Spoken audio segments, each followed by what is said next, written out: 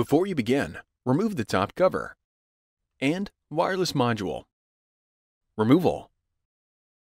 Disconnect the webcam cable from its connector on the system board. Using minimal force, lift the locking bar up on the two USB board ZIF connectors and disconnect the two USB board ribbon cables from the system board. Disconnect the speaker cable from its connector on the system board. Peel back the retention tape and disconnect the display panel cable from its connector on the system board. Remove the 6 3.5mm P1 Phillips head screws that secure the system board to the base enclosure.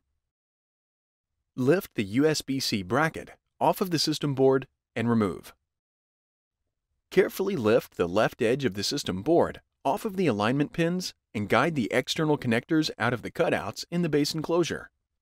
Remove the system board. Note: before installing a system board, remove the heatsink from the old system board and install on the new system board. Reverse this procedure to install the system board.